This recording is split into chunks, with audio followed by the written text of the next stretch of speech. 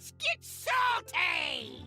Hey everyone, Zeddy here again today with a brand new video, and the patch notes have officially dropped for the balance patch going live today that sees like 29 cards or like versions with the quest and all of that being either nerfed or buffed. We also have arena changes. All that stuff will be going live about an hour after this video goes live, unless it's delayed, which it happens from time to time. I do have a draft version of the notes early, so I could record this early. Thanks to Blizzard for that. But yep, we'll go through every card that's being changed, and some cards are being outright nuked. This is a pretty hostile balance patch, so we'll go through all of that. If you enjoyed the content on the channel, feel like I've earned your subscription, please hit that sub button down below, give the video a like as it helps us out a ton. And of course, we'll have our day one patch review tomorrow. We'll have our best decks, our deck recommendations in a couple of days. So again, you'll want to stay tuned for all of that stuff. So we have a dev comment here with the launch of the Lost City of Angoro last week. Our primary goals for this patch are to infuse power into several of the new cards and to tone down some older decks and early outliers. We're doing buffs earlier in this expansion cycle because we could see from the early data, no kidding, that many of the new cards are not meeting expectations, and that nerfs alone won't result in the changes we want to see. I mean, if you're losing the whiz bang, you kind of need some buffs, right? So let's start with the nerfs, and I'll have some images so you don't have to just look at text. We have Lo the Living Legend will now be 9 mana. So they didn't give it just the +1 like I thought for sure they would do. It'll go to 9. Again, it works functionally the same way. So if you play Ceaseless, it'll be 0. Giants probably 0, but it slows it down significantly. 2 mana is significant. I would have left for it just to say not less than 5, because shouldn't that be what the card's about? But no, that's the way we're going. But that should help a lot, and I have a feeling Lo will likely not see a ton of play in the near future. We'll see, but that is certainly a possibility. Ballhog gets a change, not in its mana, not in its stats, but in its effect. So the new Battle Cry and Death Rattle for Ballhog will now deal 2 damage to the lowest health enemy. So he's still a 3/3, but he deals 2. So that's 4 healing instead of 6. And when you bring it back with Ravenous Fellhunter, the Death Rattle will do a bit less, but you can still bring it back with Fellhunter. It can still do some pretty good stuff, but that's a very significant nerf, right? That's very significant.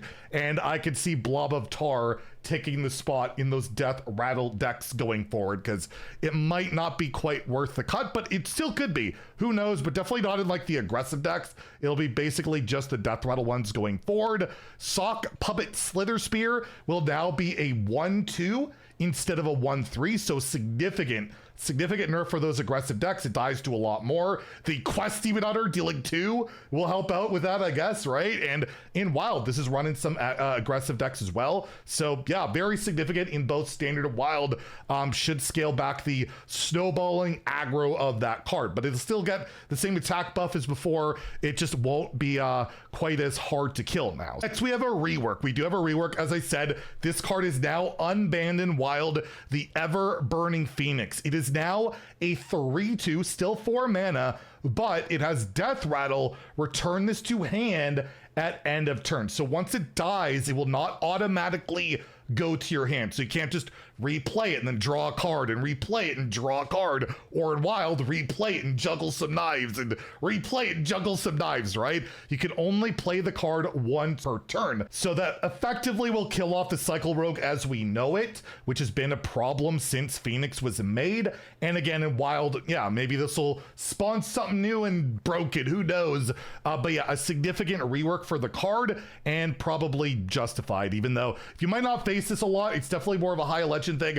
I'll just show you a screenshot. That was a turn 3 that card could enable. Obviously a high roll, but what high roll should be allowed to have that happen in Standard? That's just not okay, okay? Power creep is a buzzword, by the way. Aegis of Light also getting the nerf, going from 1 mana to 2 mana, and it will now summon a random 2-cost minion and give it taunt. You still imbue your hero power, so you know it's more expensive. It's twice the mana. You do get a better minion to go with it, although again it could be Doomsayer, which would feel pretty bad. But this nerfs Drunk Paladin, this nerfs Imbue Paladin. Is it gonna be enough? I don't know. They obviously don't want the decks to die, so this is more of a minor change, but it was like the highest win rate card in the mulligan, right? Like it is a substantial hit, so we'll see. We'll see what it does, but it certainly hurts Drunk Paladin. It certainly hurts Imbue Paladin. It's just like, how much, right? We'll see with everything else getting scaled back. Hot Spring Glider now cheats 1 less mana. Your next Murloc will cost 1 less. Everything else stays the same. Other than that, yeah, you get a little bit less mana cheat. So if I play this on 3, I can't play my 6-drop for 4 mana on 4 with a Tyranno Go, right? That's a big deal, and yeah, that should really help slow down those Murloc Paladin decks that are driving more low elo players crazy, but it's absolutely warranted. Again, the Murloc quest itself not being nerfed, so yeah, that's tough luck on the dust refense, I guess, right? Brittlebone Buccaneer goes from a 1/4 to a 1/3, making it a lot more easy to kill if you tempo. Like a lot of the times, a good play is just coin Brittlebone Buccaneer on 2, and then play Dreadhound Antler and get the Reborn, because how are you dealing 4 damage on 1 or 2 mana? It's pretty tough. So this is a lot more susceptible to removal, which will help a lot, and makes it so it doesn't snowball as much. It's still good in like the later game where you play it and then combo it with something, but that early like snowball ability goes away, and that's been a big deal, particularly in aggressive decks, not as much like Starship decks, although it's good there. It's more the aggressive decks this is probably targeted at. Guiding Figure goes to 3 mana. Everything else stays the same. No stat increase, at least according to my notes I have here. It will be a 3 mana 3/2. Very significant nerf for those Starship decks, although Arcanite Defense Crystal, all that still stays the same. We'll see if it's enough to like slow those decks down, but it is obviously a significant nerf for sure.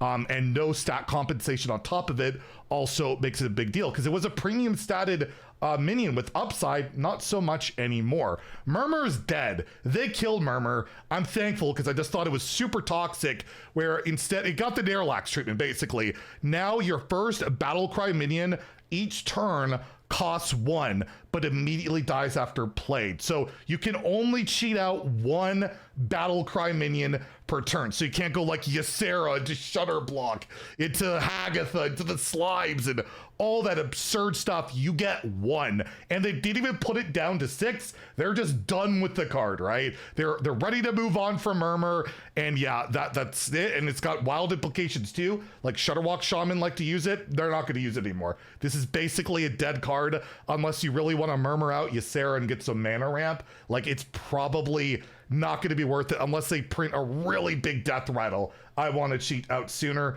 but I don't see that as it is. But I'm sorry, that was like the most degenerate playstyle ever, so I'm kind of okay with it. Could have made it like 10 mana, I guess, and kept the effect, but they just don't even want to risk it. They're just done with it, apparently. Brain Masseuse goes from a 2/4 to a 2/3, so it can now die to some removal in the early game. Fiery War Axe, they immediately listened to Kibbler's video. Fiery War Axe now kills Brain Masseuse, so big hit in standard and wild. This is just a broken 1-drop, right? There's barely a downside on this thing, very rarely, and might not be as like just auto run in every single aggro deck, although it might still be. It's a little bit more reasonable, and it had like double tribe. What a broken card that we rarely complain about. It's funny how that works out. Wilted Shadow gets a minor nudge. It's a 6/7 now instead of a 7/7. You know, it's less lethality, especially when you needed like 2 of them on the board instead of 14 a hit, or like I guess it was like 11 because you would heal for 3 with the bandage. It's now 12 a hit, so like 9 total with the bandages. So hopefully that helps out. I don't think it will. I think Wilted Shadow Priest is still going to be a thing, probably problematic, and might see another adjustment. We'll have to wait and see, but I would have liked to see a 5/7, honestly. I just don't think this is the type of gameplay you want, especially, what is going on with Priest? Nazrimi and all these like OTK things, that ain't Priest. They're supposed to make us suffer by annoying us, not killing us. Anyways, Brain Gill gets a pretty big nerf here. Double nerf. It goes from a 2/1 where you give all friendly Murlocs Death Rattle draw card to 3 mana 3/2, give your other Murlocs Death Rattle draw card. So not only is it going to be more expensive, it does get some stat compensation. It doesn't work on itself, so you can't play it as like a loot hoarder. So way worse, right? So Murloc Paladin getting hit pretty hard. It's the only deck that really plays this card. Obviously, if other classes got more Murlocs going along, that would work out. But yeah, they definitely hit that one pretty hard. And lastly, we have Menagerie Jug. It got unbuffed. It got unbuffed. It's back to +2/+2. Another card that got buffed, that gets reverted. This is why they don't do a lot of buffs anymore. Obviously, this expansion is an exception, but yeah, it's turned out to not work out great. And so those aggro decks got really hit hard, right? The 1-drops, Jug. This is going to be a very different meta in terms of aggro, at least, but Armor Gain's still out there, Kill Jaded's, Colossus's, or Colossi. I'm spooked, man. I don't know if this meta is going to get better or worse. I really don't. I really don't. The buffs, though. Let's go through the buffs. Definitely a lot more interesting in terms of what we're doing here. So Reach, Equilibrium, both of the quests now require 4 Holy Spells or 4 Shadow Spells. So it's a bit quicker, which is nice. And you can get those taunts with Reborn and the Death Rattle damage a little bit faster. And it's 2 spells faster. That's significant. And we'll see how it plays out. Is it going to bump it from 30% to 50%? I kind of doubt it, but you never know unless you try. The Deathlite quest, Reanimate the Terror, goes from spend 18 corpses to 15 corpses, and I believe they updated the runes to be blood and unholy, so you only need 2 specific runes now. It is no longer a triple rune card, so you can go double blood unholy, double unholy blood, or rainbow. There's way more flexibility in how you can construct this deck, which is I appreciate that. That's good. So it's faster, and the deck building requirements are a lot less steep. So this actually I feel like has a pretty good shot, because like it's pretty far off, but this is a lot to help it out. So yeah, pretty good buff. I like it. I will be playing this for sure. Spirit of the Mountain gets a double dip in its buff. First, the quest itself will be play 6 minions of unique types instead of 7, so slightly faster, not too bad. And then Ashelon itself, the quest reward, now has Rush. It doesn't get an extra adapt, but when you play it as Rush, and you can like Wind Fury, Divine Shield, let's say, so then you can hit in twice while playing this. You can defend yourself a little bit better, or you can give it taunt, whatever, right? Like that's a lot better. Pretty significant buff to that quest.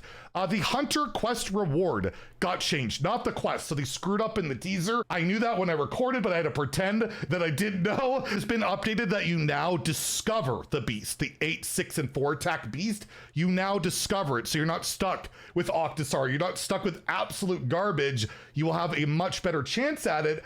Plus, maybe I combo it with a Rengari Scout, where all of a sudden, hey, I can get a copy of all of these beasts, or it like discounts my alien encounters more, right? So there's Discover Hunter synergies possibly with it. It makes it a lot more interesting and a lot more potential to break the game, maybe. I don't know. But yeah, very significant buff for those quests. So we'll take a break from the quest and look at Titanographer Osk. Goes from a 7 mana 7/7 to a 6 mana 6/6. Still probably terrible. You can't rely on what those Titan abilities are. I'm just glad I haven't done the achievement hunting yet for this card, so I could get it done a little bit easier.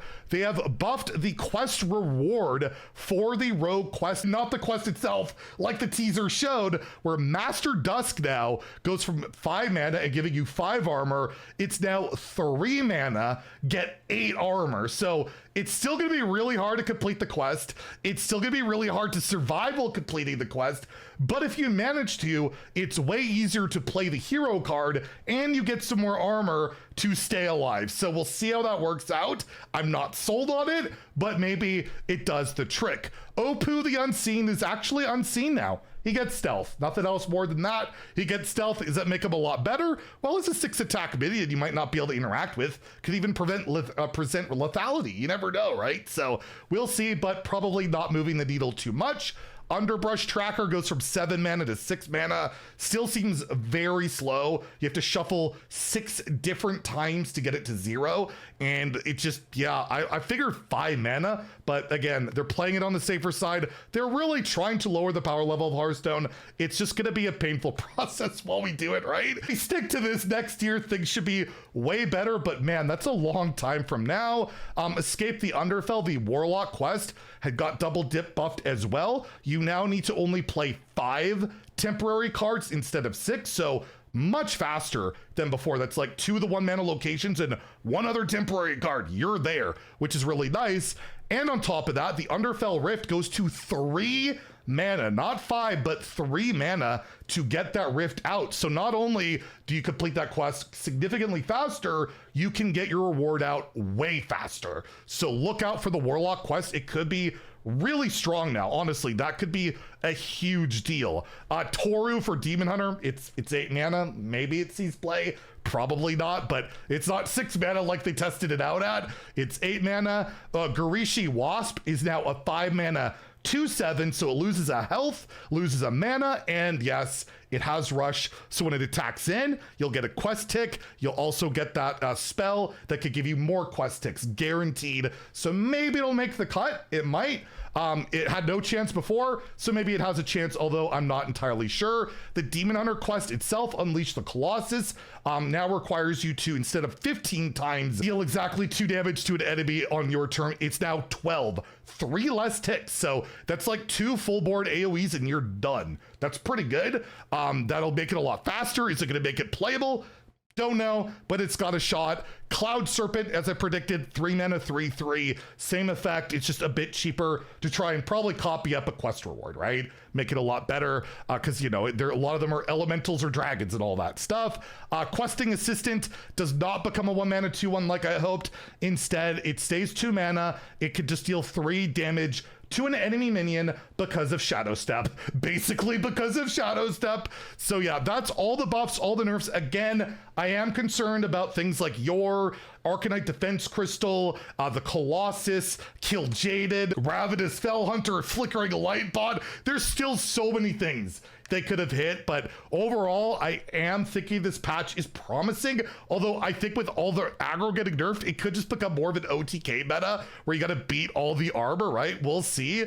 But yeah, there's also an arena update going live with this patch. So later today, your decks will not get retired. This is just a live update. So if you have any of these cards, you could just have an advantage, I guess, where arena draft rates have been adjusted so that the following cards will appear less frequently. You can still draft them, but they won't appear as often. So Dozing Dragon, which is insane in Druid, Desert Nest Matron, which they spelt wrong on my draft, a Trog Gem Tosser, Venare Recruiter. So the top performing classes getting nerfed there. These cards will appear more often. So these are buffs for classes like Paladin and Hunter, and I believe Shaman. So we have the Brasswing will show up more often, Libram of Divinity, Libram of Faith, Camouflage Mount, Patchwork Pals, and Slag Claw, and they will also be banning, you cannot draft these at all, Rheastraza, thank you Blizzard for that, and Durdra Rebel Captain. So those are like 2 of the best performing legendaries. They're gone. And Razordeer can no longer be randomly generated. I do wish that you could no longer randomly generate Archimond. That really sucks. Or Drum Circle, particularly off the Raid Negotiator, is really problematic. Like, this is a bit better, but I wish they would have done a lot more changes and no updates to the rewards or anything like that. But Arena gets a little bit of love, and we also got a game improvement. I guess they saw my rant to fix your effing game, Hearthstone, when I got faced with a double Hamul in Arena. Hamul's Rude Totem's effect can no longer be stacked if in your deck multiple times. That saves some Tavern Brawls. That'll save some Arena and all of that. So if you draft double Hamul, you just get the 1 imbue. It does not stack for every like 2 spells, which is really nice. So yeah, let me know what you guys think about these changes in the comments down below. Should be going live again about an hour after this video goes live. And I just wish they went all in on the nerfs. I'm pretty happy with the buffs. There could have been more buffs too, completely honestly. But again, those are a lot more dangerous. They are taking some risks. They might backfire, honestly, with some of these quests. But I just wish they would have gone a little bit harder on some of those nerfs, because I feel like, yeah, Armored Colossus scares me the most. And Spell Damage Drew with like a Mirror Dristle as well. Like really spooky stuff. Anyways, let me know what you think. If you enjoyed the video, please like and subscribe. Have a great day and stay salty, my friends.